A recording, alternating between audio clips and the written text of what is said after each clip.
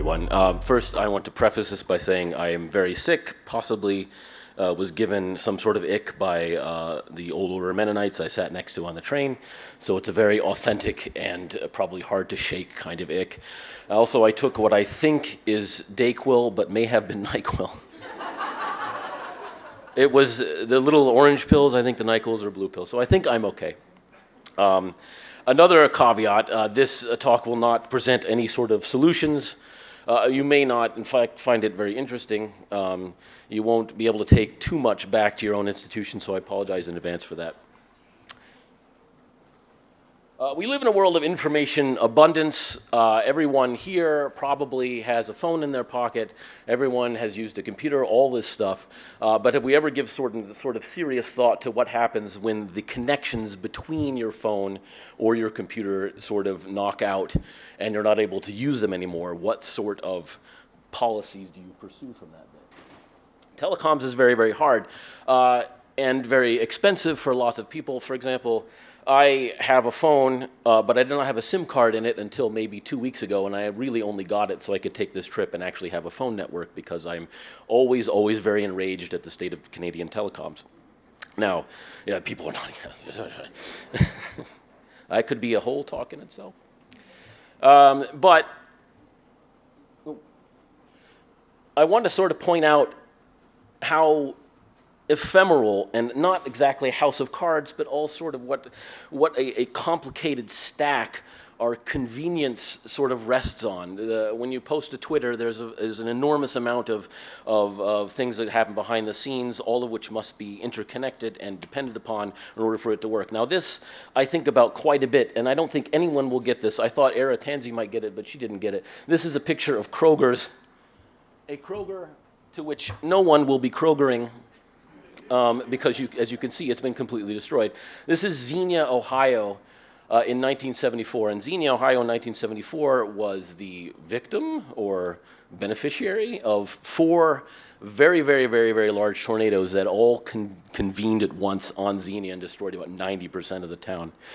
This is what Xenia is mostly famous for, and the other thing Xenia is famous for is being the subject of the film Gummo, which if you've seen Gummo, it's not really a compliment.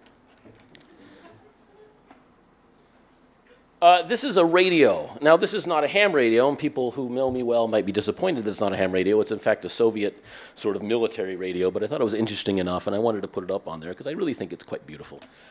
Radio, which has existed for, since the beginning of the 20th century, we'll say, and was indeed a primary mode in which people communicated with one another until relatively recently, has several advantages that we don't have in a phone situation in which there is less infrastructure to depend on.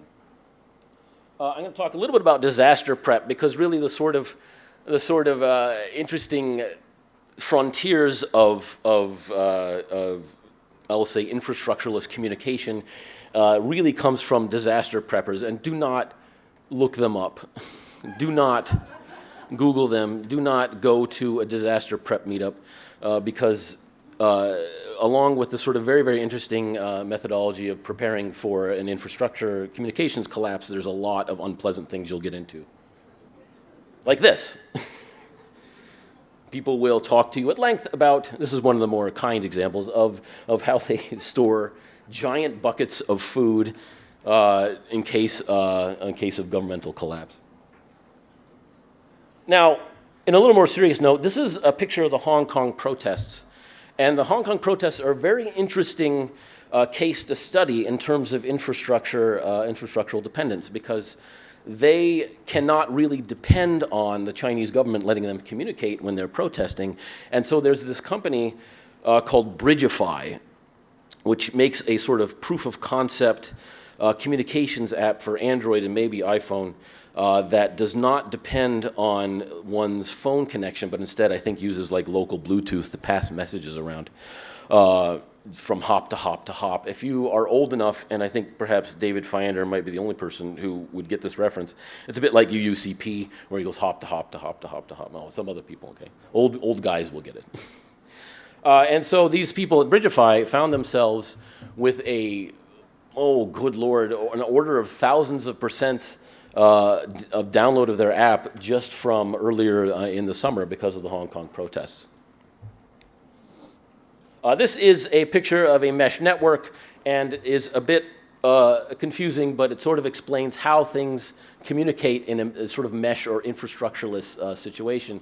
Now, I didn't put a slide up here for this, so I apologize, but usually in terms of when you go out to a website, there's like, it's basically like a star. A website, you have a client here, goes to the website, client here, goes to the website, client here, goes to the website. But in a mesh communications, there's no central point of authority, and instead, if you are person D and you want to talk to person O or whatever the person is at the bottom, your message gets passed around until somebody hits person O.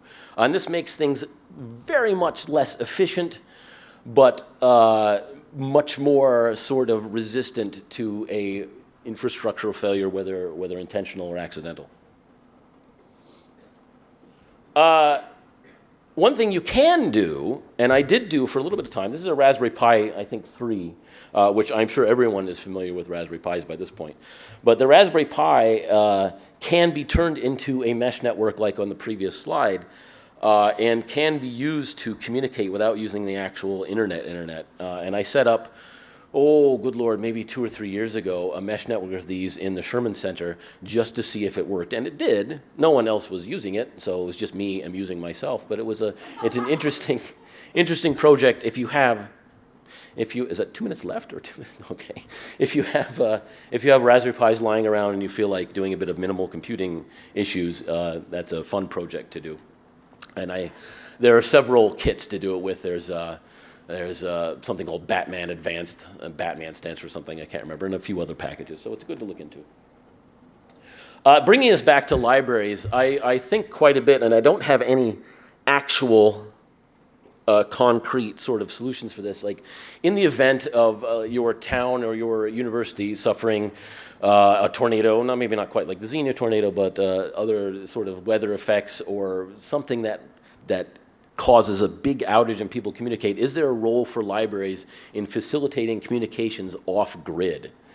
And I don't know. I would love to find out or develop a plan to say, okay, in the event that the internet no longer works, the library can immediately shoot up a mast of some sort of Wi-Fi and people can at least communicate. But I don't know of any particular library that does that, but I'd be very interested to hear. Oh, and gosh, that's the end of my slide. I did have any questions slide now, but does anyone have any quick questions? I'd be happy to answer them, or comments. Oh, do we not have any questions about the Lightning Talks? Sorry. At the end. Oh, good.